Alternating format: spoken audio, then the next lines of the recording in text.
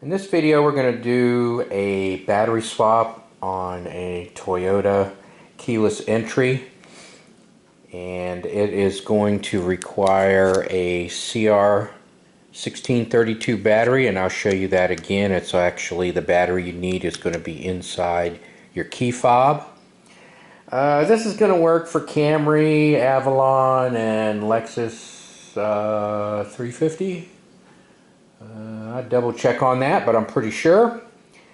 And what happened is the door would open. So I had this in my hand. I went to the car, lifted the car door. It opened, but the car would not start.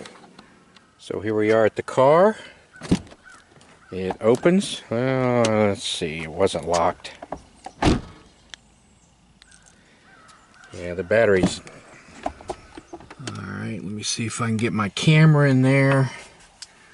Kind of doing this. And hit the button. And it says no key. Even put my foot on the brake. No key. So, won't start, won't see the key. So on the side, it says push for key. So we'll push that, remove the key. Then you'll notice there's a flat spot here and a flat spot there.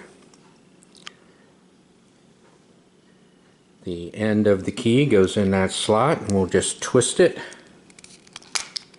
That'll open it up. Now I've forgotten which side is which. Okay, we can go this way with the buttons up, and that will reveal the circuit board. Or if you go with the buttons down, typically the circuit board doesn't fall out. There it goes. I don't know why it sticks to the top. Then you want to clean your case. Typically there's a lot of dirt and debris, you know, just over the years, all the crap that gets all around there, so you want to clean that up. Also, let's do a super zoom in here. Can you read that? CR 1632 is the battery. So we're going to get our CR 1632 battery. And I've already written Toyota on it. You can see I've used it in the past. So just grab the key. I'll just keep the one that says Toyota, so I don't have to write it again. Just get our key out and ready. Now you do not have to take the circuit board out. Also note I date my batteries, so I'll date the new one also. That's what this Sharpie's for. Alright, right across here I see plus is up, and then it also says what battery type it is.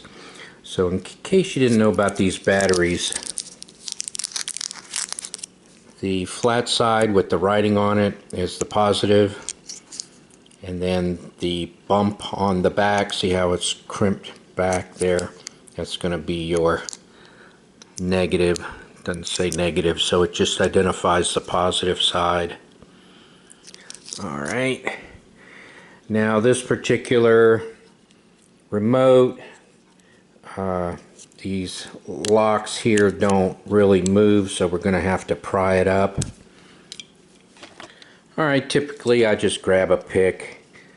I like straight picks. This one isn't straight. 90, then I found that you can just push on it. Let me hold it. Just push on it and lift it up. Am I on camera? Push on it and lift it up. Push on it and lift it up. And then it falls on the floor. Alright, then we'll get our new battery and click it in place. Boy, it just went in there real easy. And then I write the date, usually a month and a year, so we'll just go 12/21. See, this one lasted from October 20th, so it was a little over a year.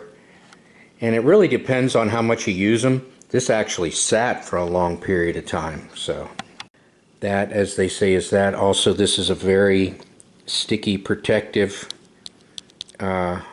piece of tape on here. It's almost like double-sided tape, but the whole idea is to protect the circuit board. Then also, depending on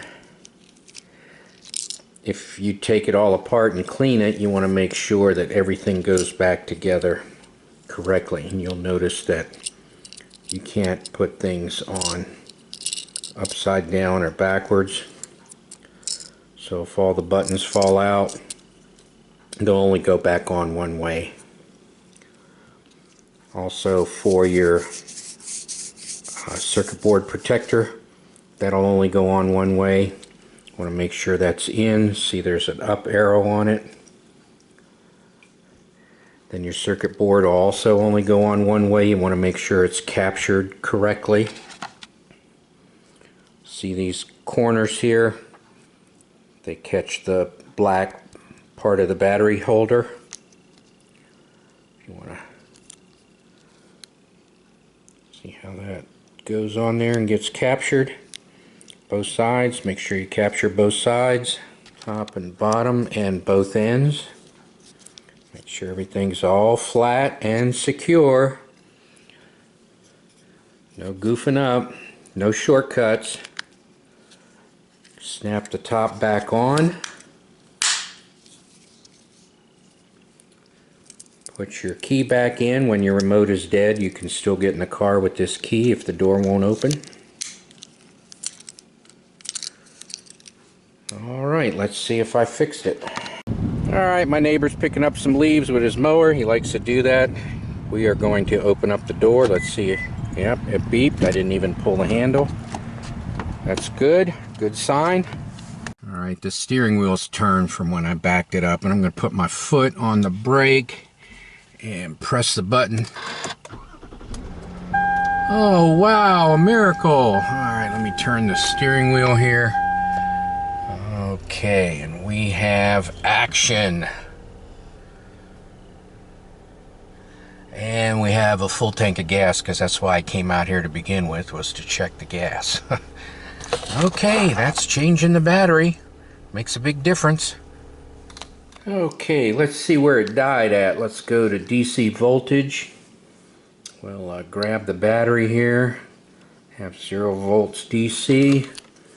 Put the negative on the bottom and the positive on the top. See, yeah, that's where they fail, 2 3/4. The new ones, they're like 3.2 volts.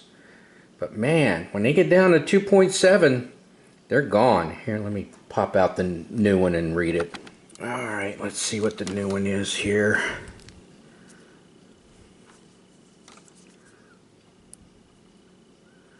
Yep, 3.23. So, you know, new ones, you know, they say they're 3 volts. But when they lose a half a volt, when they go from 3 1/4 down to 2 3/4, they're done. So, and that could be 1 year. This one was a 1.5 years. I've seen them last 2 years. I've seen them last 5 years. So it's just, it's almost random. It seems like if they sit, they go away faster. I mean, this one's only a 1.5 years. That's pretty rare that it goes out that quick. I mean, these could be old too. I can just tell by the labeling that I purchased these. Gosh, it could be 5, 6 years old. Anyway, that's my video. Thank you for watching.